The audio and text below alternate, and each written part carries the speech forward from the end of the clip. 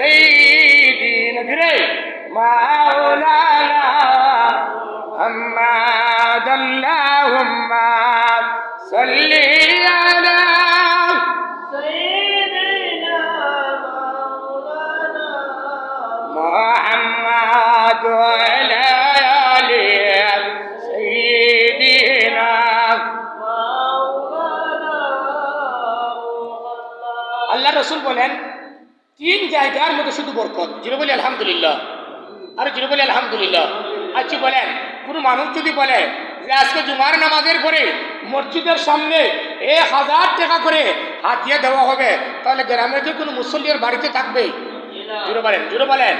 যদি কোনো মানুষ যদি ঘোষণা করে আজকে এই মসজিদের মধ্যে 500 মুসল্লি যদি আসে, সবাইকে 1000 টাকা করে জুমার নামাজের পরে হাতিয়ে দেওয়া হবে, দেখা যাবে বাড়ির মধ্যে যে মুসল্লি জীবনে কখনো জুমার নামাজে আসে না, ঈদের নামাজ ব্যতীত যে মসজিদের মধ্যে কি হবে? হাজির হবে। তাহলে রাসূলুল্লাহ বলছেন তিন জায়গার মধ্যে শুধু বরকত আর বরকত। যেটা বলি আলহামদুলিল্লাহ, আরে যেটা বলি আলহামদুলিল্লাহ। কয় জায়গার মধ্যে বরকত? তিন জায়গার মধ্যে। 1 নম্বর রাসূলুল্লাহ বলেন জামাতে চলাফেরা করা। কি করা? সংঘবদ্ধভাবে, সংগতবদ্ধভাবে, একতাবদ্ধভাবে চলাফেরা করা, একতাবদ্ধ মধ্যে চলাফেরা করা, এটা বরকত। যেটা বলি সুবহানাল্লাহ। মনে করেন এই মহল্লার মধ্যে যদি 100 মানুষ থাকে, 200 মানুষ থাকে, 500 মানুষ থাকে, সকলের মধ্যে যদি মিল মহব্বত থাকে, একটা পরিবারের মধ্যে যদি 5 জন মানুষ থাকে, সবার মধ্যে যদি মিল মহব্বত থাকে, এটার মধ্যে আল্লাহ বরকত দান করে। যেটা বলি সুবহানাল্লাহ। 2 নম্বর হচ্ছে গিয়া রাসূলুল্লাহ বলেন শরীদ যে খাবার, শরীদ শরীদ খাবারকে আপনারা বুঝছেন? বুঝেন নাই? রাসূলুল্লাহ বলেন 2 নম্বর শরীদ যে খাবার, শরীদ, এই শরীদ খাবারের মধ্যে শুধু বরকত আর বরকত। যেটা বলি সুবহানাল্লাহ। শরীদ খাবার তো আপনারা বুঝেন নাই, বুঝেছেন? বুঝেন নাই। এই যে গরুর মাংস, গরুর যে গুস্ত আছে, এই গরুর গুস্তরে বোনা করে, আর রুটি, রুটি আছে না, রুটিরে টুকরা টুকরা করে, রুটিকে টুকরা টুকরা করে এই গরুর গুস্তর জুলের মতো ছেড়ে ওটারে ভিজাইয়া খাওয়াকে শরীদ বলে। এটা বুঝতে পেরেছেন? তাহলে আগের মুরব্বী খাইতো কি করতেন? আগের মুরব্বীরা এগুলো খাবার খাইতো। মানে মা বোনেরা খেয়াল রাখবেন যে গরুর গুস্ত রান্না করার পরে এই গরুর গুস্তর মধ্যে রুটি ছিঁড়ে টুকরা টুকরা করে আবার এই রুটিগুলারে উত্তোলন করে যে খাবার খাওয়া হয় এটাকে শরীদ বলে। এই খাবারটা আমার নবীর খুব বেশি পছন্দ ছিল। যেটা বলি সুবহানাল্লাহ। জীবনে যদি কেউ গরুর গুস্ত রান্না করার পরে এই চুলের মধ্যে যদি রুটি টুকরা টুকরা করে যদি না খান, তাহলে একদিনও খেয়ে আমার নবীর সুন্নতটা জিত্যা করে নেবেন, জিত করে নেবেন, তাহলে আপনি 100 গোলাঘাটা শহীদের সওয়াব পাইবেন। যেটা বলি সুবহানাল্লাহ। 3 নম্বর আল্লাহ রাসূল বলেন সাহারি। কি? যেটা বলেন, এটা কথা বলবেন। যেটা বলেন সেহরি নানি ভাই, যেটা বলেন সেহরি, সেহরি নানি, যেটা বলেন কি? জি জি জি, সেহরি একটা বুলা মাছের বাঙ্গা দরকার। সেহরি, সেহরি খাওয়া মানে জাদু খাওয়া। এদিকে তাকান, কি খাওয়া? জুড়ে বলেন সিহরুন। সিহরুন শব্দের অর্থ মা বোনেরা খেয়াল রাখবেন, আমরা বলি না, অনেক মসজিদের মধ্যে বলে সেহরি খাবার সময় হয়ে গেছে, মুসল্লিরা কারাম উঠেন, আপনারা উঠুন, সেহরি খাওয়ার সময় হয়ে গেছে। এর মানে হচ্ছে সেহরি খাওয়ার সময় হয়ে গেছে মানে হচ্ছে জাদু খাওয়ার সময় হয়ে গেছে। জিরো বলেন নাউজুবিল্লাহ, আরো জিরো বলেন নাউজুবিল্লাহ। শব্দটা সেহরি শব্দের অর্থ হইল সিহরুন, শব্দের অর্থ হলো জাদু খাওয়া। কি খাওয়া? সেহরি খাওয়া মানে জাদু খাওয়া। সিহরুন শব্দের অর্থ কি? জাদু। শব্দটা হচ্ছে সাহরি। কি? জিরো বলেন কি? জিরো বলেন কি? সাহরি। সাহরি শব্দের অর্থ পবিত্র খাবার। জিরো বলি সুবহানাল্লাহ। এদিকে খেয়াল করেন, তাহলে শব্দটা সেহরি না সাহরি? এদিকে তাকান, সেহরি না সাহরি? সেহরি, সেহরি শব্দের অর্থ জাদু। সেহরি শব্দের অর্থ কি? জাদু। সেহরি খাওয়া মানে জাদু খাওয়া। সেহরি খাওয়া মানে কি? আজকে দাদাজি বলেন এ তো পবিত্র খাবার, আপনি তার শব্দের অর্থটা পরিবর্তন করে আপনি বলেন সেহরি খাওয়া মানে কি খাওয়া? জাদু খাওয়া। আর সাহরি খাওয়া মানে পবিত্র খাবার খাওয়া। যেটা বলি সুবহানাল্লাহ। তার দলিল হাদিস হচ্ছে যে আমরা দুরূদ শরীফ পড়ি কার প্রতি? যেটা বলেন আমরা দুরূদ পড়ি কার প্রতি? যেটা বলেন কথা, আমরা দুরূদ কার উপর পড়ি? আল্লাহর। কার উপরে? আল্লাহ রসুলের উপরে। কার উপরে? আল্লাহ রসুলের উপরে। আর আল্লাহ দুরূদ পড়ে কার উপরে? আল্লাহ রসুলের উপরে। যেটা বলেন আল্লাহ দুরূদ পড়ে কার উপরে? আল্লাহ। মুসলমানের খেয়াল রাখবেন, আলোচনা বুঝবেন। আল্লাহ কোন ইবাদত করে? যেটা বলেন আল্লাহ কোন ইবাদত করেন? আল্লাহ কোন ইবাদত করেন না। তবে এক ইবাদত আল্লাহ কন্টিনিউ সব সময় করতে থাকে, যেটা বলি সুবহানাল্লাহ। কোন ইবাদত? আমার নবীর প্রতি দুরূদ শরীফের যে ইবাদত আছে, এই ইবাদতটা আল্লাহ নিজেই পালন করে, যেটা বলি সুবহানাল্লাহ। আর আমরা দুরূদ পড়ি কার উপরে? আল্লাহ রসুলের উপরে। আর আমাদের প্রতি দুরূদ শরীফ পাঠ করে আল্লাহর রহমতের ফিরিস্তায়, যেটা বলি সুবহানাল্লাহ। ইন্নাল্লাহা ওয়া মালাইকাতাহু ইউসাল্লুনা আলাল মুতাসাহহিরিন। যেটা বলি আল্লাহু আকবার। রাসূলের হাদিস হচ্ছে ইন্নাল্লাহা ওয়া মালাইকাতাহু ইউসাল্লুনা আলাল মুতাসাহহিরিন। আল্লাহ রসুল বলছেন মুতাসাহহিরিন, বুঝছেন তো? সাহারিয়ারি, যে যারা সাহারি খায়, সাহারি খানেওয়ালা বান্দা বান্দির প্রতি আল্লাহর রহমতের ফিরিস্তায় দুরূদ শরীফ পাঠ করে কি শরমগান, যেটা বলি সুবহানাল্লাহ। তাহলে আমরা জানলাম ইউসাল্লুনা আলাল মুতাসাহহিরিন না মুতাসাহহিরিন? যেটা বলেন, যেটা বলেন মুতাসাহহিরিন পড়ছি না মুতাসাহহিরিন পড়ছি? মুতাসাহহিরিন। তাহলে শব্দটা সাহরি না সাহরি? সাহরি। আর সাহরি আমরা বলবো না, সাহরি আমরা বলবো না। সাহরি শব্দের অর্থ জাদু, আর সাহরি শব্দের অর্থ পবিত্র খাবার। তাহলে আমার মুসলমান কেরাম, এরপরে জান্নাতে যেতে হলে আমাদের 5 গুণ প্রয়োজন। কয় গুণ? রমজান শরীফ জান্নাত যদি আমাদের নসিব হতে হয়, আমাদের 5টা গুণের প্রয়োজন। 1 নম্বর হচ্ছে গিয়া আমাদের ঈমান, কালেমা। কি কালেমা? মানে ঈমান। 2 নম্বর আমাদের নামাজ। এখন ভাই, আপনি সারাদিন রোজা রাখলেন, আর যদি নামাজ আদায় না করেন, তাহলে আপনার রোজা আদায় হবে, কিন্তু আল্লাহর কাছে কবুল হবে? জুড়ে বলেন, জুড়ে বলেন। রোজা আদায় হবে, কিন্তু রোজা কবুল হবে না। 3 নম্বর হচ্ছে গিয়া রোজা। 4 নম্বর হচ্ছে গিয়া হজ, যদি আপনার সামর্থ্য থাকে। আর 5 নম্বর হচ্ছে যাকাত, যদি আপনার সামর্থ্য থাকে। এক ব্যক্তি আল্লাহ রসুলকে এসে বলল, ইয়া রাসূলুল্লাহ, আমাকে এমন একটা আমল শিক্ষা দেন যে আমল করলে আমি সহজে জান্নাতে যেতে পারি। জুড়ে বলি সুবহানাল্লাহ। আরে জুড়ে বলি সুবহানাল্লাহ। আল্লাহ রসুল বললেন, এ সাহাবী, তোমাকে আমি 4টা আমলের কথা বলে দিব, যে 4টা আমল যদি তুমি করো, তাহলে তোমার দ্বারা আল্লাহর জান্নাত নসিব ওয়াজিব হয়ে যাবে। জুড়ে বলি সুবহানাল্লাহ। 1 নম্বর হচ্ছে তুমি শিরিক করবা না। কি করবা না? শিরিক করবা না। 2 নম্বরে নামাজ পড়বা, নামাজ তুমি ছাড়বা। জুড়ে বলেন, নামাজ ছাড়বা না। 3 নম্বরে তুমি যাকাত দিবা। কি করবা? যাকাত দিবা। আর 4 নম্বরে তোমার রক্তর সম্পর্ক তুমি বজায় রাখবা। কথা বুঝতে পেরেছেন? মনে করেন আপনার ফুফু আছে, আপনার বাতিদি আছে, আপনার দাদি আছে, এই যে রক্তর কালেকশন, যে আত্মীয় স্বজন, তাদের সাথে আপনার যোগাযোগ ভালো রাখবা। যিনি বলি সুবহানাল্লাহ।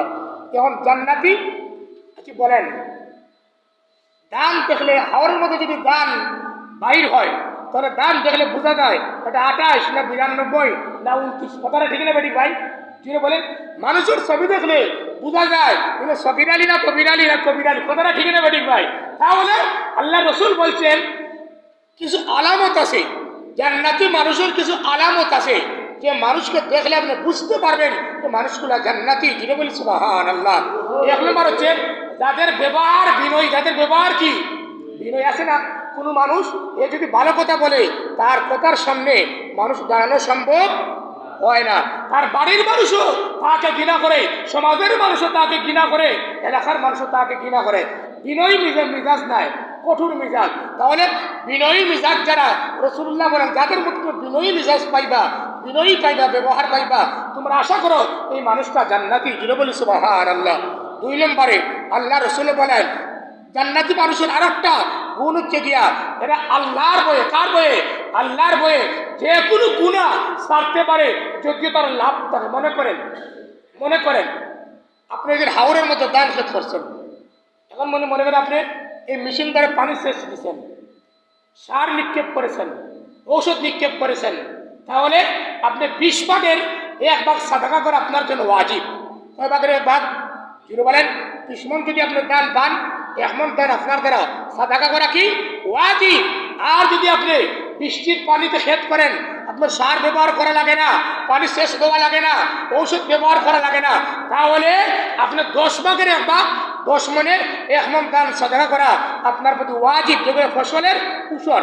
এমন মনে করেন আপনি কিন্তু মনের ভিতরে ডর থাকে ভাই, এগুলা কিতা 20 ভাগের মধ্যে 1 ভাগ অথবা 10 ভাগের মধ্যে 1 ভাগ সাদাকা করা ওয়াজিব। কার বয়ে আপনি দান করবেন? যিনি বলেন কার বয়ে? ওর আস্তে কথা বললেন, কার বয়ে? কার বয়ে? আল্লাহর বয়ে। আপনি মনে করেন আমি দান পেয়েছি, আমি যদি 20 মণে 1 মণ যদি সাদাকা না করি, কেউ তো আমাকে কিছু করার নাই। তাহলে আপনি একমাত্র যদি আল্লাহকে বই করে এ গুনাহ থেকে যদি আপনি বাঁচেন, ওটা হচ্ছে জান্নাতি মানুষের আলামত। যেটা বলি সুবহানাল্লাহ। 3 নম্বরে জান্নাতি মানুষের আলামত হচ্ছে যারা রাত জেগে কি করে? যারা রাত জেগে ইবাদত করে। ওই যে রমজান মাস আসছে, আমার বিশ্বাস মুসলিমে 100 জনের মধ্যে 5 ভাগ মানুষ ব্যতীত সবাই তাজবের নামাজ আদায় করে। কথাটা ঠিক না বেটি ভাই? ওটা আস্তে কথা বললেন, কথাটা ঠিক না বেটি? মুসলিমে 100-র মধ্যে 5 জন ব্যতীত আশা করি 95 ভাগ মানুষে কি করে? তাজবের নামাজ আদায় করে। এটা জান্নাতি মানুষের আলামত। এরপরে 4 নম্বর হচ্ছে অভাবীকে দান করা। কি করা? অভাবী মানুষকে দান করা, এটা জান্নাতি মানুষের আলামত। এরপরে 5 নম্বর হচ্ছে গিয়া আল্লাহর কাছে ক্ষমা চাওয়া। কি চাওয়া? আল্লাহর কাছে ক্ষমা চাওয়া। এরপরে 6 নম্বর হচ্ছে গিয়া ধৈর্য ধারণ করা। কি বলেন আপনি 12 ঘন্টা, এদিকে তাকান, 12 ঘন্টা 12.5 ঘন্টা আপনি না খেয়ে এই যে ধৈর্য ধারণ করা, এটা কি মুখের কথা? যিনি বলেন এটা কি মুখের কথা? আপনি রোজা রেখে সারাদিন ক্ষেতের কাজ করলেন, পরিশ্রমের কাজ করলেন, কি পরিমাণ ধৈর্য! ইবাদতের মধ্যে যে ধৈর্য বা যে কোনো ধৈর্য যদি থাকে, তা আপনি বুঝতে পারবেন এই মানুষগুলা জান্নাতি। যিনি বলি সুবহানাল্লাহ। এরপরে 7 নম্বরে জান্নাতি মানুষের আলামত হচ্ছে সত্য কথা বলে। কি কথা বলে? জোরে বলেন, কি কথা বলে? সত্য কথা বলে। এরপর 8 নম্বরে জান্নাতি মানুষের আলামত হচ্ছে গিয়া রাগ নিয়ন্ত্রণ করে। কি করে? রাগরে কি করে? জোরে বলেন, রাগরে নিয়ন্ত্রণ করে। এরপরে 9 নম্বরে হচ্ছে গিয়া সুখে এবং দুঃখে দান সাদকা করে। জোরে বলি সুবহানাল্লাহ। এটা কিন্তু কঠিন বিষয়। এটা কি কঠিন বিষয়? মনে করেন আপনার বাবা মারা গেছেন, বাবা মারা যাওয়ার আগে একটা ফকির আসছে, তাকে আপনি 100 টাকা সাদাকা করেছেন। আপনার বাবা মারা যাওয়ার পরে আপনি আসছে, তখন আপনি সাদাকা করবেন।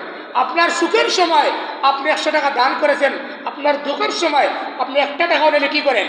জুড়ে বলবেন, দান করেন। মানে সুখে এবং দুঃখে যারা দান সাদাকা করে এরা হচ্ছে জান্নাতি মানুষ। জুড়ে বলি সুবহানাল্লাহ। এরপরে 10 নম্বর হচ্ছে গিয়া আল্লাহর আনুগত্য করা। কার আনুগত্য করা? আতিউল্লাহ। জুড়ে বলেন, কার আনুগত্য করা? আতিউল্লাহ, আল্লাহর আনুগত্য করা, এটা জান্নাতি মানুষের আলামত। এরপরে 11 নম্বর হচ্ছে গিয়া, এদিকে দেখান, 11 নম্বর হচ্ছে গিয়া ফাহশা কাজ না করা। কি বলেন যে আমি তো দীর্ঘদিন সিলেটের মধ্যে ছিলাম, যে সুরমার ফুলের মধ্যে দেখা যায় ভালো শার্ট পরিধান করা, কুটটাই পরানো, এও কিন্তু পকেট স্যুট। এটা কি পকেট স্যুট? আবার দেখা যায় আরো পকেট স্যুটে যখন আপনার মোবাইল নিয়ে দৌড় দিয়ে চিন্তাই করে, এটাকে আবার বিচার, এটা কি করে? এটা কি করে? আবার হে বিচার করে, হেও কিন্তু এটা সিন্ডিকেটের সদস্য। কিন্তু রমজান মাস হওয়ার পরে আপনি একটা পকেট চুর পর্যন্ত হে টুপি দিয়ে পাঞ্জাবি পরে একটু ভালো হওয়ার চেষ্টা করে। কথাটা ঠিক না বেটি? যেটা বলেন ঠিক না বেটি? তাহলে এই রমজান শরীফের মধ্যে আমরা গুনার কাজ থেকে যেইভাবে আমরা বিরত থাকি, রমজান পরেও যদি আমরা গুনার কাজ থেকে বিরত থাকি, তাহলে আশা করা যায় এই মানুষগুলা জান্নাতি। যেটা বলি সুবহানাল্লাহ। এরপরে 12 নম্বরে এই রমজান শরীফে আমরা মোবাইলের একটা পর্নোগ্রাফি আমরা দেখি না। রমজান শরীফের মধ্যে একটা বেগানা নারীর দিকে আমরা তাকাই না। রমজান শরীফের মধ্যে সুদের দিকে আমরা যাই না। রমজান শরীফের মধ্যে ঘুষের দিকে যাই না। রমজান শরীফের মধ্যে মানুষের গীবতের মধ্যে যাই না। এইভাবে রমজান পরেও যদি এই অভ্যাসটা আপনার থাকে, তাহলে আশা করতে পারেন আপনি জান্নাতি মানুষ। দিকে বলি সুবহানাল্লাহ। এরপরে নামাজের মধ্যে খুশু থাকা। কি থাকা? যেটা বলেন কি থাকা? খুশু থাকা, বিনয়ী থাকা। কিন্তু আমরা নামাজের মধ্যে দাঁড়াইলাম, হ্যাঁ বেটাগিরি দেখাইয়া, কি দেখাইয়া? বেটাগিরি দেখাইয়া, পারে সরাইয়া, হাতরে সরাইয়া, আর কাউকে আমরা তুয়াক্কা না করে। ভাই আপনি মসজিদের ভিতরে ঢুকছেন, একজন বাদশাহ যেইভাবে আল্লাহর গোলাম, একটা রিস্কা হলেও আল্লাহর জুড়ে বলেন আল্লাহর গোলাম। এভাবে আপনি নামাজের মধ্যে খুশু আপনার বিনয়ী ভাব থাকতে হবে, তাহলে আপনি আশা করতে পারেন এই মানুষটা জান্নাতি। আর 14 নম্বর হচ্ছে আমানতদারি রক্ষা করা। কি করা? জুড়ে বলেন কি করা? আমানতদারি রক্ষা করা। এখন কি টাকার কি শুধু আমানত? জুড়ে বলেন শুধু টাকাটি আমানত। মনে করেন একজন মানুষের ইজ্জত আপনার কাছে আমানত, আমার ইজ্জত আপনার কাছে আমানত, বদরুল ভাইয়ের ইজ্জত আমার কাছে আমানত, আপনার ইজ্জত আমার কাছে আমানত, আমার ইজ্জত আপনার কাছে আমানত। এইভাবে আমানতের অনেক বিষয় আছে। আমার মুসল্লিনে কারাম, আল্লাহ